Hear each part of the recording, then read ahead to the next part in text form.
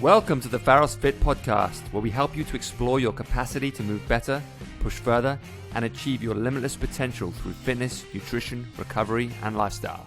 Relationships, they're tough, and it's easy to drift daily. So when you have something like the pandemic where you're forced to sit in the same room or same house, there's no way that shit's not going to come up, right? Right.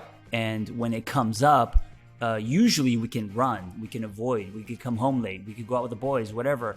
But now that we Those can't, outlets have gone, right? Yeah, so now we're actually forced to make eye contact. We're forced to sit in front of someone and that's a good thing, because if you can get past that, then you're gonna reposition the relationship and you can grow and all of that.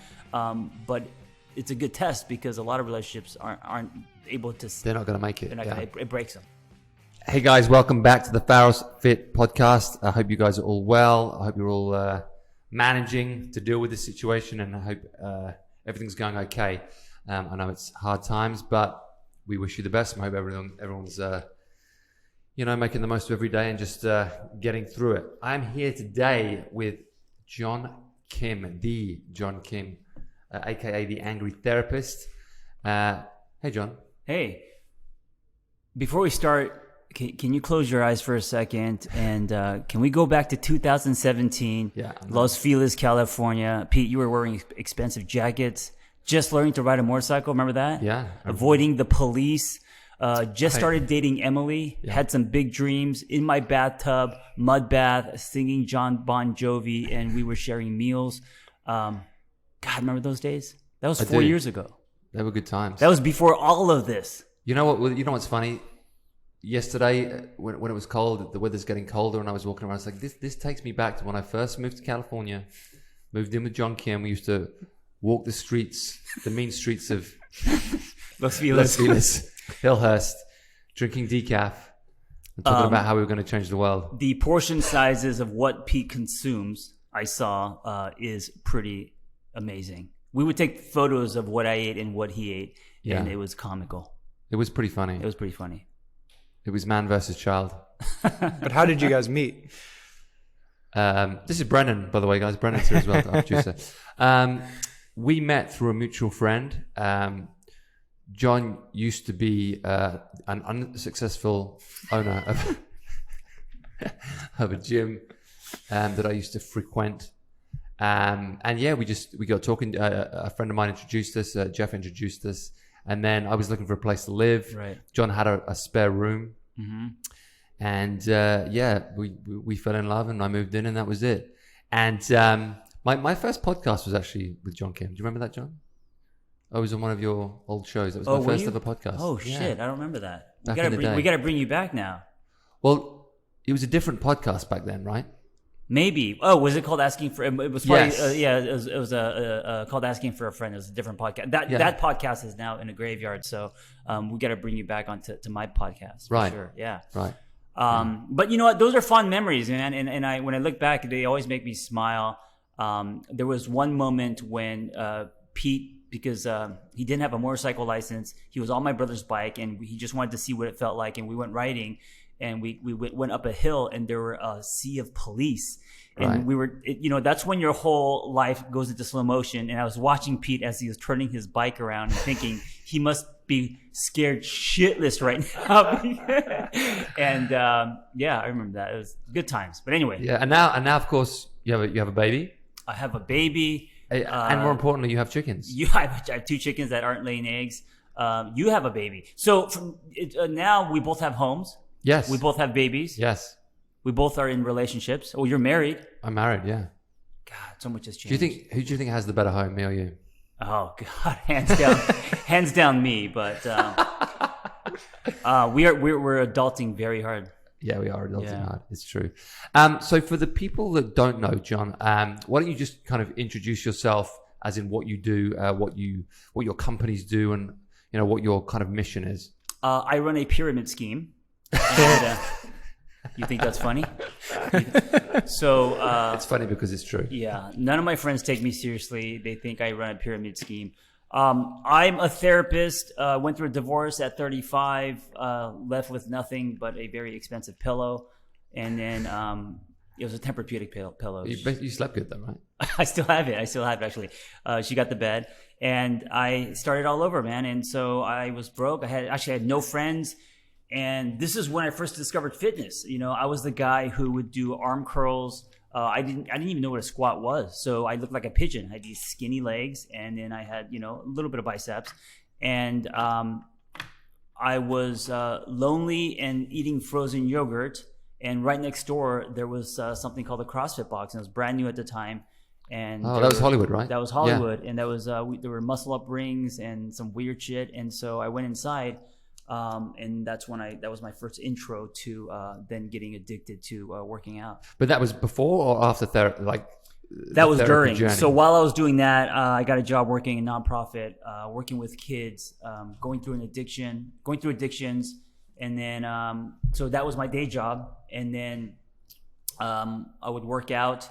Then I would come home and I would blog my ass off. It was Tumblr. Back in 2010, and I got obsessed with it, man. Like when I was 12 building my Legos, I would just write and blog and start documenting my story. So it started there, and then evolved to obviously social media. Got a few book deals, started a company called Journey, which is now certifying life coaches, and then just doing all sorts of random projects. Yeah, because you have a lot of things on the go at the same time now. So you have Journey, that's one part of it. Mm-hmm. Then you have Lab, which is a new thing, right? Yeah, that started during the pandemic. So that's a new company. And then I have my own stuff, which is The Angry Therapist, which is books and sessions and audio courses and retreats. And then I have you have that tech service. The tech service which goes out every week, right? Yeah. So I text people. It's $5 a month, and it's just programming like what Pete does, but instead of fitness, it's your daily text for your mental, emotional, reminders, challenges, that kind of stuff. So that goes out every day. It goes out every single day, and then on Friday, and Pete, don't copy me, I send out a link to a Google Doc. So when they click on that, they get 6 pages. Oh. That's worth more than $5. So it's $5 a month for all of that. Oh, 6 pages of what? Brilliance. I don't know. Refurbished content, if you want me to be honest, from 10 years ago.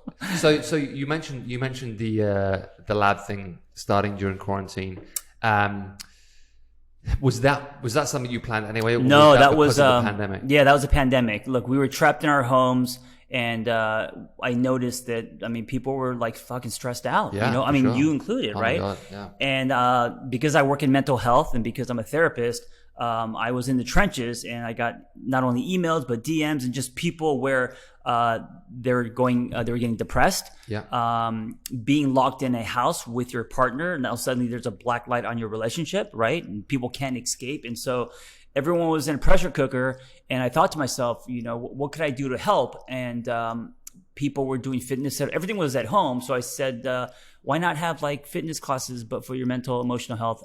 So I got a team together, and I just started running classes. So codependency, attachment styles, healing trauma, all of the stuff. And then, some fun classes. We have movie night, we have yoga nidra, and it kind of took off, and now we've got about 350 people and about 21 live classes a week. Oh, that's great. Yeah, and that just happened from the pandemic. And so does everyone have their own little group, or is it like everybody all together at the same time? They could go anywhere they want, and it's unlimited, and it's all live. So it would be like me coming to Pharos, taking a Thai sprint class. Tomorrow taking, hybrid. Got it. So there's all these different classes. So when you have like a movie night, there's like 350 people all watching the same movie. Yeah, it can be, but it's not. Yeah, it's there's about 30 to 60 people in every class, which is that's a lot. That would be a lot if you put into a room, but on Zoom, it's just pages, and you don't really notice. And what are the reoccurring patterns you see in people's behavior during quarantine? Is it anxiety? Yeah, heavy anxiety. I thought, and I still believe this, I think that the pandemic is going to either harden you or soften you. Right. And soften you not in a bad way. Pete doesn't like the word soft in any form.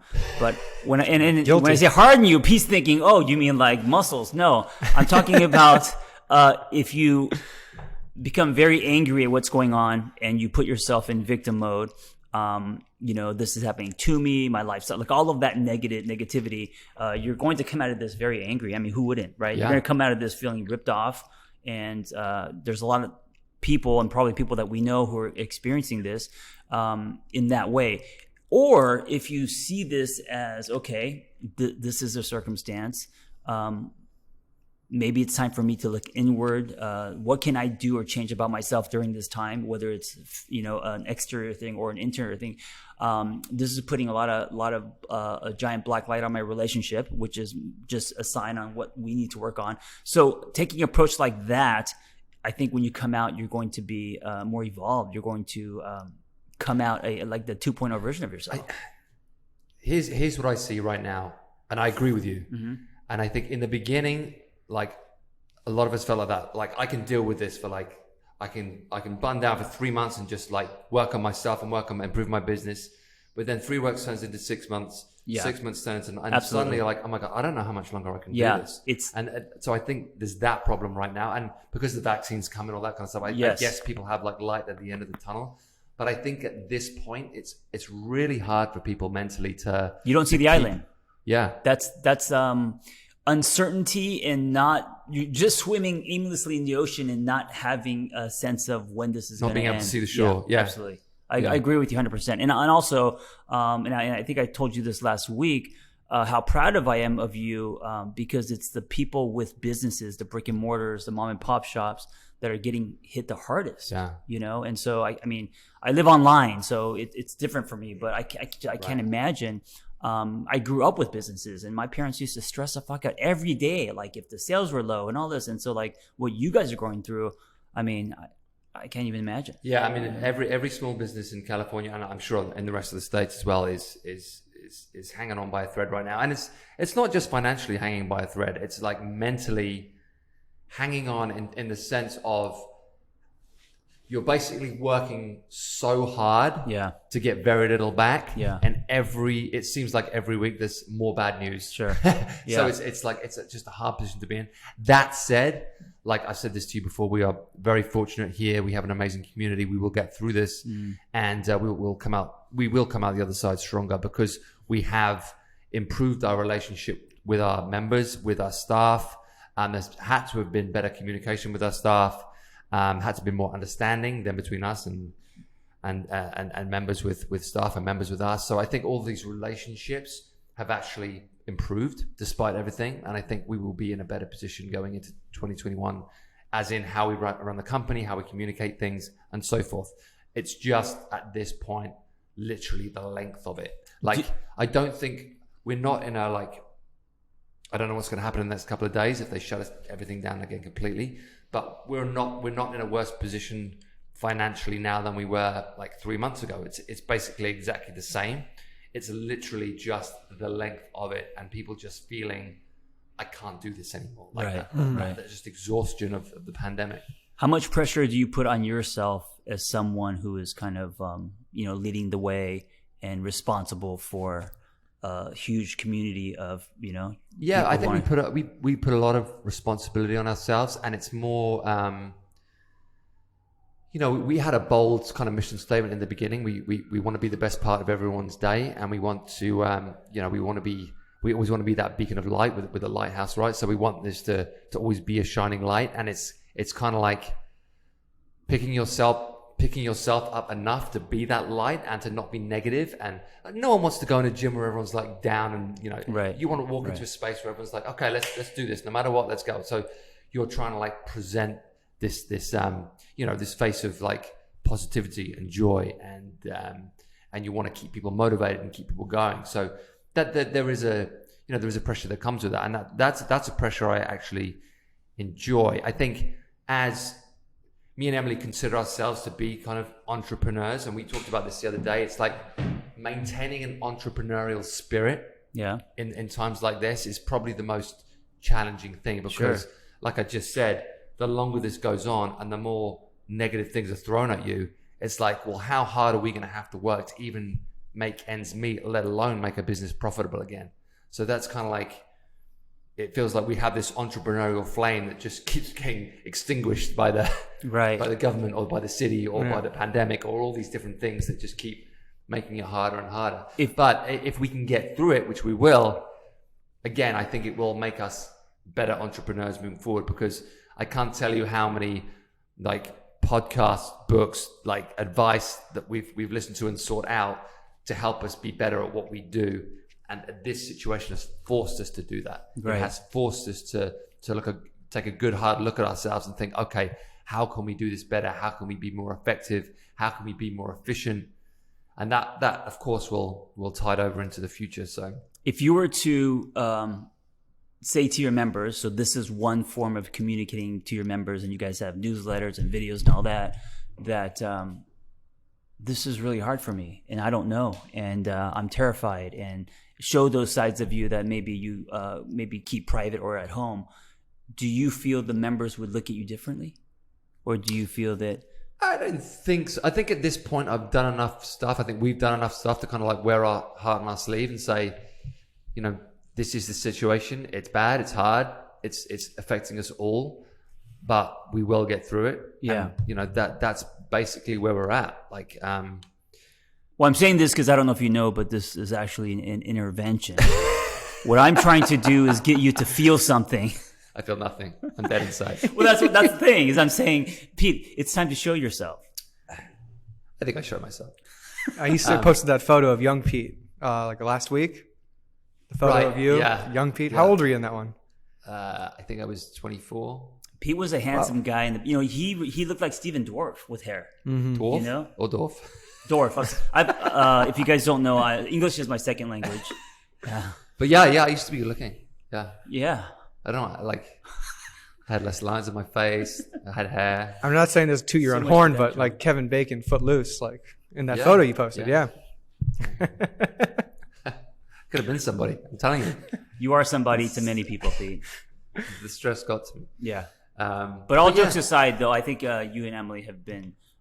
But you know what? Even before the pandemic, knowing you guys and how you guys function, and I've known Emily longer than you, she has such an amazing mindset. I mean, I rarely see her complaining. She is a machine. She is a machine. Well, I don't want to say she's a machine. She's also very human. Because in my world, if you say you're a machine, it means that you're not really... right, but what I mean is like a lot of people don't see like the work that Emily does so much, because she's less of a like I think I'm probably more like in the spotlight in terms of like, you know, Instagram and social media and podcasts and that kind of stuff. But the work she does behind the scenes that no one else sees and I see on a daily basis, she is, you know, it drives me bananas because... You mean like the paperwork and everything? And like all the logistics that go into running a company and all the website stuff, all the back end stuff that I'm, you guys know this, I'm technologically inept. I'm totally stupid.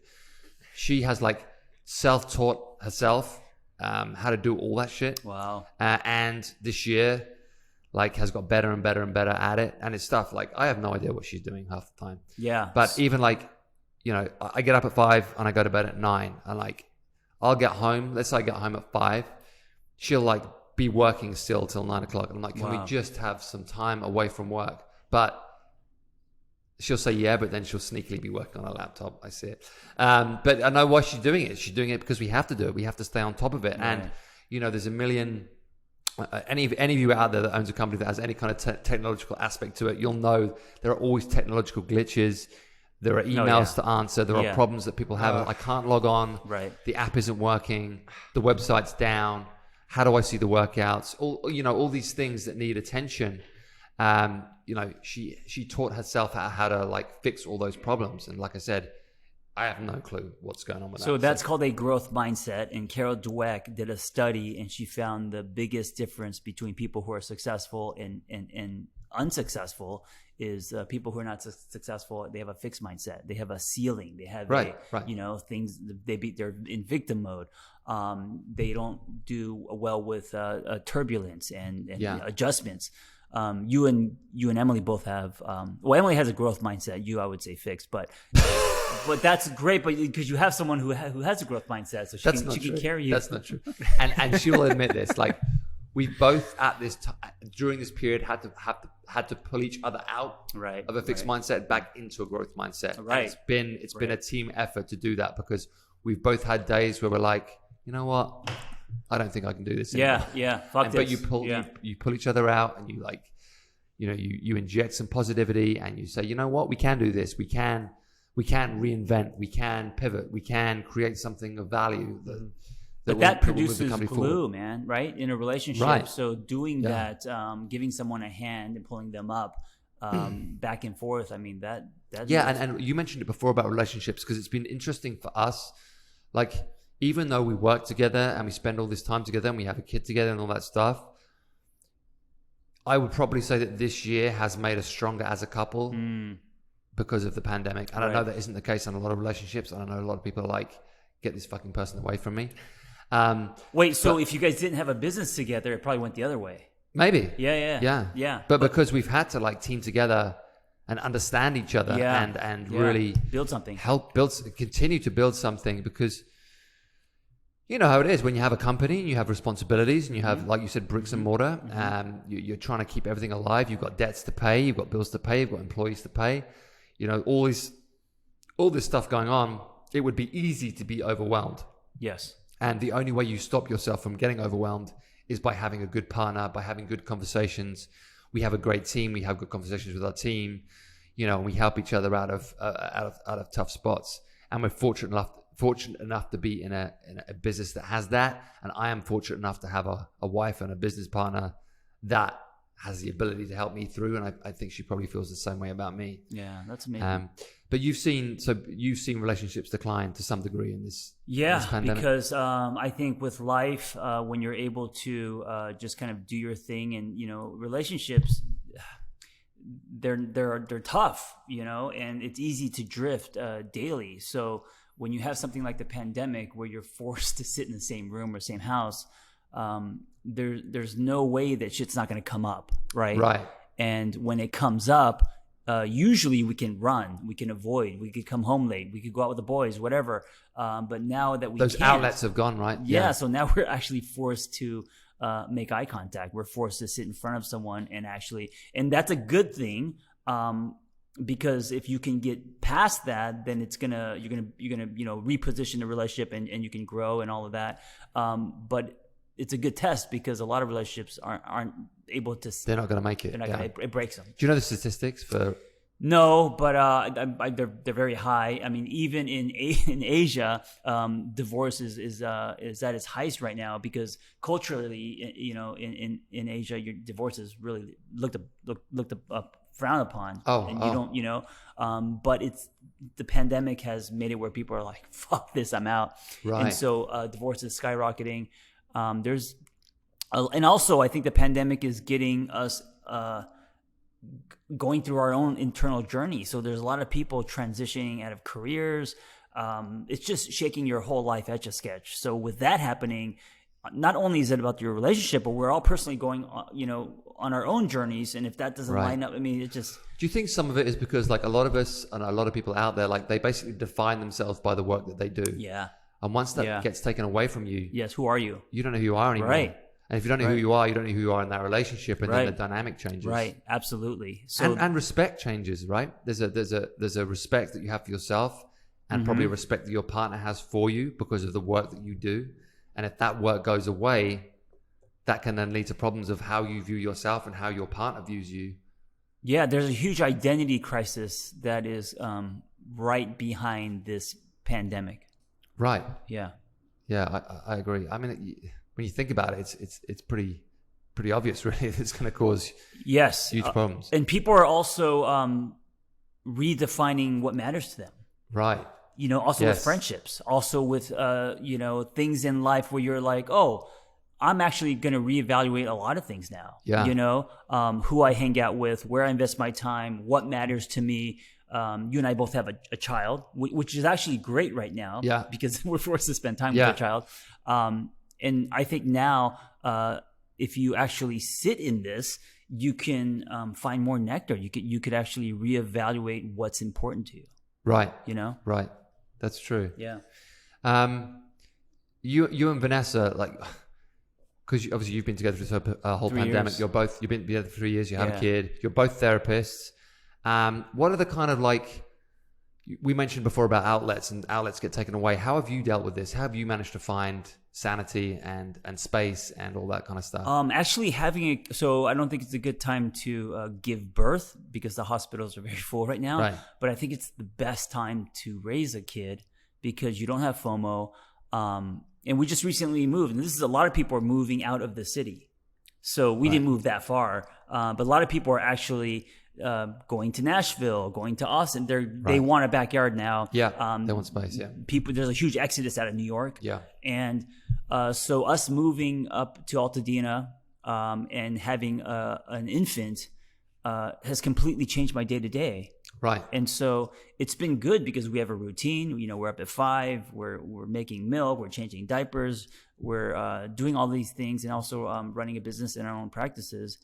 So it's actually been healthy. It's been that's good. Yeah. How do you divide up the day? Like, if you're working with a client on therapy, whatever, do you have to organize your diary so that you're not working at the same time with the kid, or how are you doing? I used to think, even as a therapist back in the day, I used to think when couples would say like, "Oh yeah, we have a kid now, and we got to schedule sex and stuff." I used to be like, "Oh, I'm never going to be that person." That sounds so unromantic and silly. But we schedule sex. We schedule everything that has to be scheduled. If it's not in the Google Calendar, it's not going to happen. Right.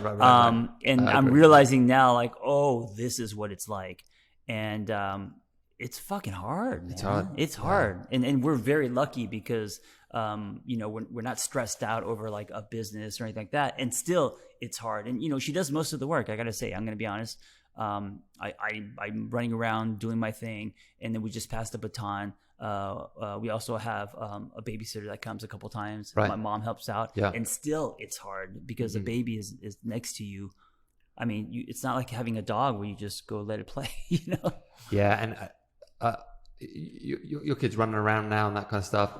Crawling. Like Wyatt is so active right now. Yeah. Like you cannot sit still. I just saw him bench pressing 135. Yeah, he's a strong boy. Dude, but in all seriousness, he fucking lifts stuff in the house. Oh, I can. And I'm like, how are you lifting? And then he'll lift it and then he'll throw it over his shoulder. And I'll be like, what the fuck is going on? Because obviously, like, I would have almost like anticipated that if he would have been in a gym full of people doing that stuff all day long.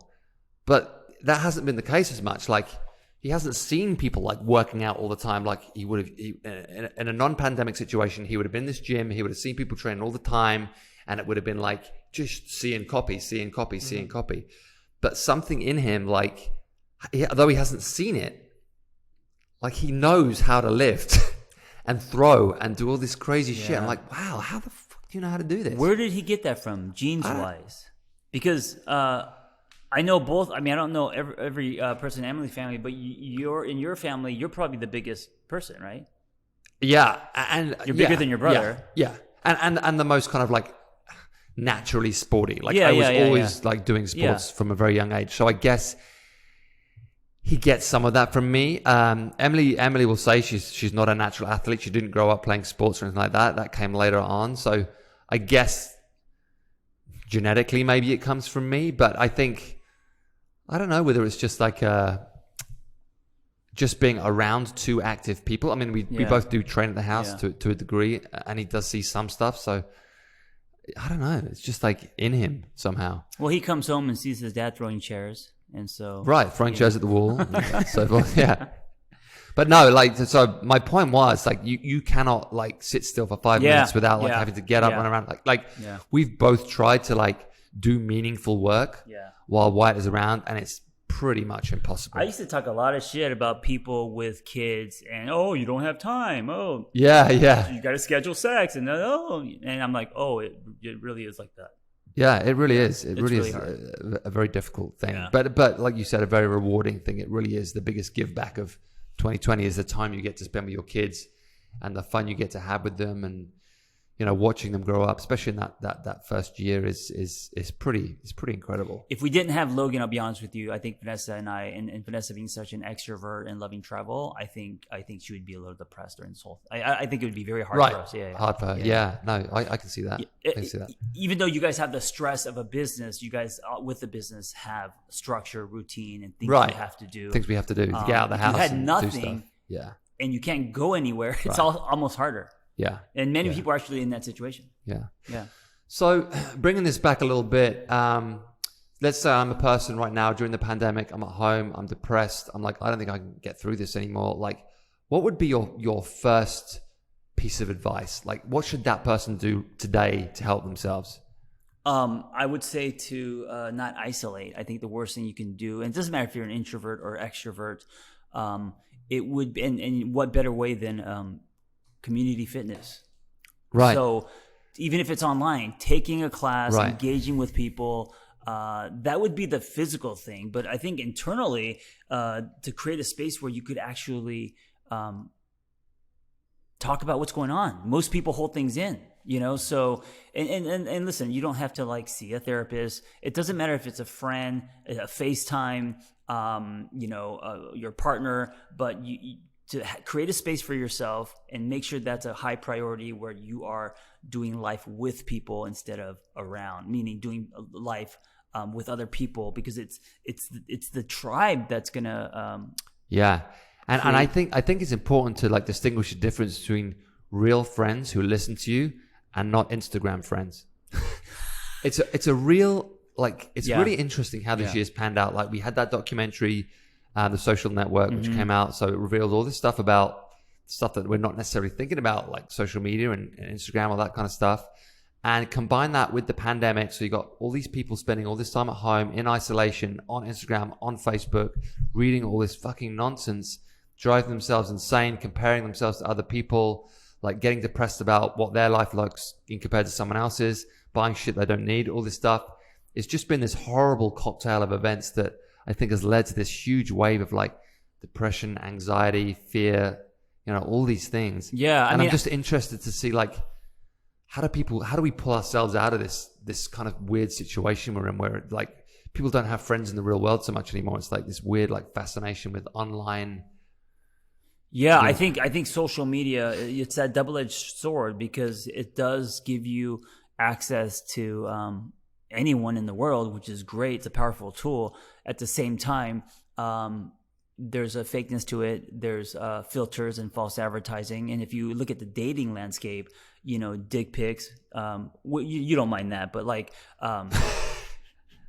lots of ghosting and lots of people being fake, and we've turned into baseball cards, basically. Right. So you're right. I think if you're just on Instagram trying to make authentic friendships, it's probably not going to be useful. But if you have real friends and you use, say, Zoom, so using technology to connect, then that's legit. I think that you can, right? Or FaceTime or whatever you use. Yeah, it's just trying to seek out something authentic that isn't, like you're saying, that isn't fake, and that isn't like, because a lot of the problems I see with Instagram is it's basically people feel like they have the right to critique you and call you something or say something about you without any repercussions, like stuff they wouldn't say to your face. Yeah. And then we also live in cancel culture where, and everyone's got an opinion. And you're talking about all the toxic stuff and the conversations and dialogue that happens. Dude, I'm sure you're the same as me. Like when you write a post now, it's like, oh my God, I have to be so careful I don't offend anybody or say something that someone's going to take issue with and suddenly say cancel people. Like it's a thing. It's just the temperature of the world right now. God, it's exhausting. I get it. But going back to your question, I think now more than ever, especially because it's so noisy, you got to be very, very picky on who you follow, what's on your feed, because that shit goes into your subconscious. I mean, if you're just following, for example, naked models and Ferraris, and that's all you see, that I don't know. So I basically follow Stetson, Lucchese, who make cowboy boots, and Wrangler. And Wrangler. Yeah, I mean, I can tell you got the. I bought 15 hats during quarantine. Yes, you also have the American flag on your socks. That's true. Yeah. following. It's like you're programming, like when you have a client, you're talking about, okay, there's nutrition, there's, sleep, there's self-care. Here's the program that you need to follow. Here's what you need to eat. So with self-betterment, people think it's just like reading books or going to therapy, but no, it's about like life design.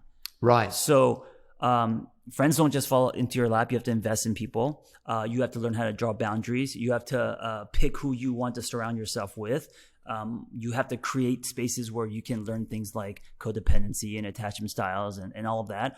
And then actually exercise the muscle to communicate, to like yourself, to express yourself, self-compassion, all these things that for most people are ideas and they're in the distance. They read about them, but they don't ever practice them. So in your world, I think a lot of people want to change their bodies, but they actually don't get into the gym and do it. Right. It's the same thing in my world. Right. Yeah. How do you get away from codependency during a pandemic? Well, codependency is, I think there's a misconception. It just means that you're, can't live without the other person or whatever. Codependency, it's different. And Vanessa has a great definition. It's super simple. It's basically, if you're okay, I'm okay. If you're not okay, I'm not okay. Right. Right. And for some people, that sounds romantic. Because me growing up, and I was very codependent, I was like, oh yeah, if you go down, I'm going down with you. Right. Because I'm your partner. Right. And if I go down, you're going down with me. And there's no boundary there. So it's basically, I'll give you my hand, but not my life.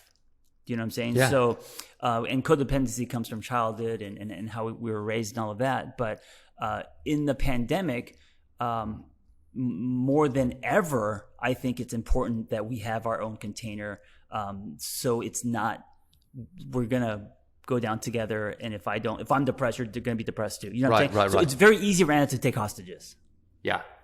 And so, and this is different than what you're talking about with Emily, where it's like, we're in this together, we're building a business, right? I'm talking about emotionally, if I come home and because I'm depressed, I put that energy, negativity, and bring Vanessa down with me, then I've taken a prisoner.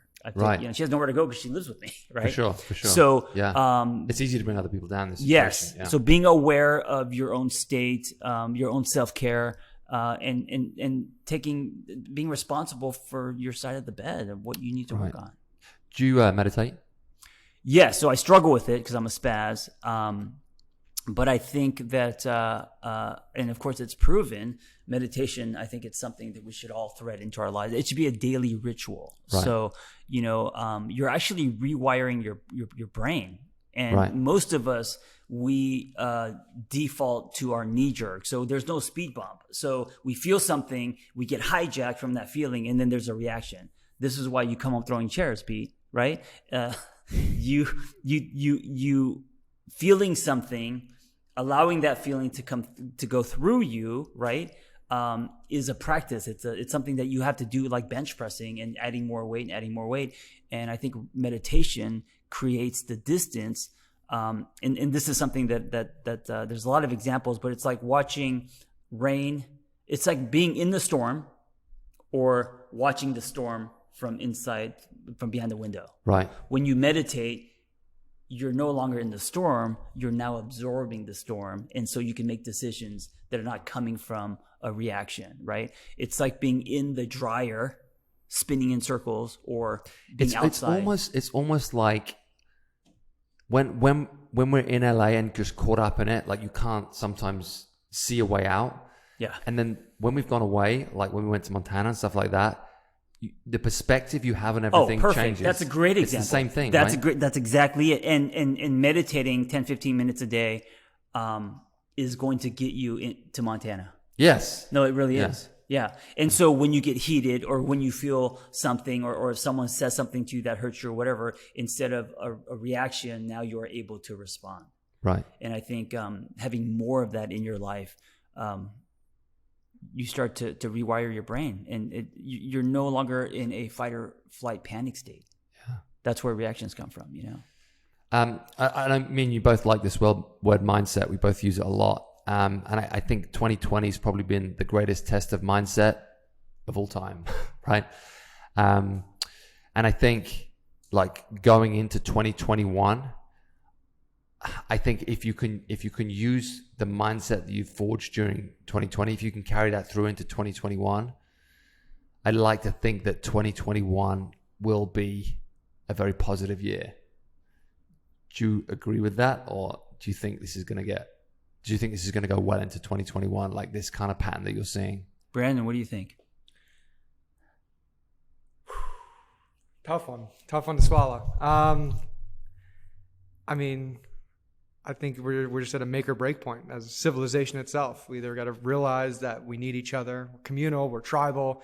If we don't work together and we don't want to pull each other out, then we're just going to keep going through, the tumbler and dryer, and then we're too big and we're just going to stand in the storm in the middle of the rain and just think we're going to out-tough it, but we can't out-tough it unless we have each other. So I think we're a little bit more cognizant and aware of what's happening going on, and if we can start taking the actionable steps to get better, to, pull everybody up together kind of thing in a way that's, not too much for everybody. Yeah.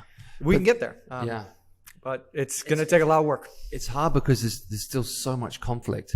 I mean, it's not like the election happened and now everyone's on the same page. It's like almost the opposite, right? It's created more disagreements, more hatred, more I'm on this side or I'm on that side kind of sensation. I'm just wondering, like, how does that even get but fixed? for anything to change in the world, we need that kind of uprising, right? Like we need the shadow to come out. It's all the stuff that is surfacing has always been there. They just had been under a rock, and so I agree, and so it feels like the world's ending, or it feels like there's chaos and all of that. But I think on the other side of that, I also agree with you. I'm optimistic in that we're all going to be running more toward ourselves than away. We're all going to be less afraid. We're all going to be more vulnerable. We're all going to be less judgmental.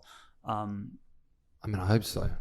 Or it's the other way where people just start, going crazy. Going crazy. Yeah. I mean, really, at this point, like what people do to each other, via social media and with these like insane arguments people get into on Facebook, on Instagram, you just get to a point where like, when are people just going to stop doing this to each other and stop behaving in this way and start trying to like understand where the other side is coming from and being more, thoughtful in their responses and not trying to create arguments all the fucking time. Yeah. It's just exhausting. But I wonder what it's going to take to really, change that.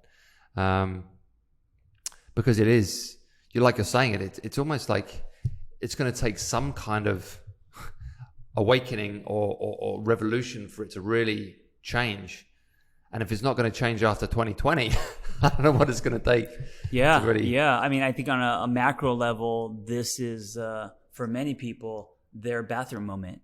For me at 35, my divorce was when I finally decided to look at myself, ask hard questions. For many, that hasn't happened. For many, it's happening now. Yeah. Yeah. And that is, scary and all of that, but it's also a good thing, man. It's the catalyst to anyone going on their hero's journey. 2020 is a call to action, and people are going to have to slay their dragons.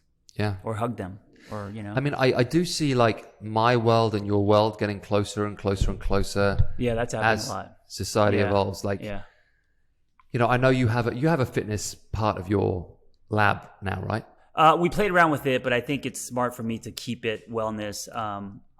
Like mental wellness. John Kim programming doesn't really work. I have an L1 certification. But I do. I mean, I've always, me and you both have always seen the deep connection between psychological wellness and fitness, and the importance of developing the mindset in the gym and how it can translate to every other aspect of your life.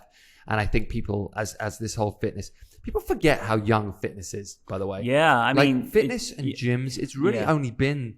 really since the 1980s that you had, like, gyms to go to. And then really, I think, only since, like, the late 90s, early 2000s, when gyms started to be more about community, did this kind of, like, blending of... Community fitness is new. Community fitness, yeah. It's a new thing, and it's an exciting thing. Right. And I think... Honestly, I think it's part of the reason why people are so fucked off with people like Gavin Newsom right now, just because people have their community through the gym. It's how they make connection. It's how they it's how they stay sane. It's how they converse. It's their social outlet. Yep. If you take that away from people, it puts them in a very isolated and lonely place. So it's not just about fitness anymore, although fitness is a huge part of health and a huge reason why we should be able to keep training. But I think the community aspect and the social aspect and the need for society is what's become so important about the gym. And it's kind of fascinating how that has only been in the last 20 years. Yeah, fitness, and I would say less than, but fitness and wellness are becoming lifestyles. Right. They're not becoming things where we just go do because we want bigger biceps. They're becoming things that we are threading into our life. And then fitness and wellness are now overlapping. Yeah. So it's not just about, a workout. It's about a mindset. It's about a workout and, stretching, yoga, some kind of meditation. Right. Like it's this. It's like this, I can't imagine like someone saying to my dad when he was like, right, so you're going to start your day off with some mindfulness. Then you're going to go to the gym. Right. And then you're going to go to work. Right. He'd be like, what the fuck are you talking about? That's not going to happen. I'm going to get up. I'm going to go to work. And I'm going to come home. Sure. But he grew up in a generation where it's different. It's a whole different thing. Yeah. And to me, all of this that's happening is exciting. I think I'm curious to see what happens. I'm not afraid of it or resistant to it. I don't think that fitness and wellness is oil and water. I think it's peanut butter and chocolate. I think it's going to raise our potential because there's going to be no line. It's like fitness is just what I do. It's who I am. But I also go to this group and I also meditate and I, do yoga. And it's like it's all part of just living. And I think it's frustrating for some of us because we do see that. We do see that benefit. We do understand the importance of it. And I think a lot of us feel that the people in power don't really understand that because they're not, for one reason or another, they're not a part of it. So I think there's an issue there between really understanding the value of what community fitness has become. It used to be, the church used to be such a huge part of people's lives. Like, I know it still is for a lot of people, but the church was somewhere where they would commune and they would meet others, and it would be, you would meet like-minded people who believed in the same thing as you did. And the gym has become that. Yeah, it really has. It really has. I just feel it's hugely important to people's lives, and I just hate the thought of it being taken away from us. But like I said, whatever happens, we'll deal with it. Yeah. Pharos has been a huge. I come here, almost every day, and it's my bright spot. It's for just me, and it calms me, it relieves me. It's not even about abs because I don't have any abs. You don't have any? No. I used to have one. Yeah, I remember. It's just now about mental well-being, Right. Getting out of the really house. Think so. Yeah. Yeah, I mean, I always used to say, you are only one workout away from a better mood. Sure. And it's so true. I can be in the worst mood possible. I can have a great workout and I'm changed. Like today, I came in, I had a great workout. My mindset was instantly improved. And it's a life-changing moment. It's an awakening. It's an I can do this kind of feeling. It's an invincibility kind of feeling. And that's what training gives me. And I know it gives a lot of people that same feeling. So no matter what, we still have the virtual studio and we'll press harder on the virtual studio if we go back into lockdown. And I would urge all of you out there to make sure you keep the work up, you keep doing stuff. The great thing about the virtual studio is, like John was saying, like when it's on Zoom, at least you get a taste of the community. You can see others working. Right. You still get that social interaction. No, I don't believe it's as good as the gym. No. It's not the same thing. No, there's nothing better than in person. There's nothing better than in person. And it's the same thing with therapy, same thing with running groups and retreats. It is what it is, and you have to accept it for that and make the most of it. But yeah. So just kind of wrapping this up, John, because I know you're a busy man and you've got chickens to tend to. I'm shaking my head, by the way. Yeah, a little bit more on lab and like how can people find you? How can they use you as a resource? How can they use lab as a resource? What's the best way to move forward from here? In the Pharos men's room, in the second stall, for a good time, you will see my number. Pete put that in Sharpie, not chalk. You could find me at at the Angry Therapist on social media. And the lab, I wanted to extend this. I actually texted both Pete and Emily. I want to give it to your members. So we have 21 classes running. It doesn't cost me anything. These classes are running no matter what. Everything from relationships to we have a breathwork class now. We've got codependency, attachment styles, even things like adult children of immature parents, right? Something that specific. We've got book clubs, we've got movie night. So if you want it, I'm just going to give Pete the links. I don't need your email, your phone number. I don't want anything from you. And if it's helpful for your community, then I think it's a good thing, and it makes me feel good that I'm offering that. When we were in middle school and in the cafeteria, there's like those 4 food groups. Yeah. There was like, the dairy, meat, carbs. protein. Yeah. And I feel carbs. And I feel like, and I know all that was probably an advertising thing, but created by corporations. But I feel like with life, fitness is one food group. Right. And I think wellness and self-betterment is another food group. And I think that if we're going to use Zoom, let's use Zoom and give people their carbs and veggies and all that stuff. Yeah. So guys, just to reiterate that. So what John is saying, he's going to give me a link.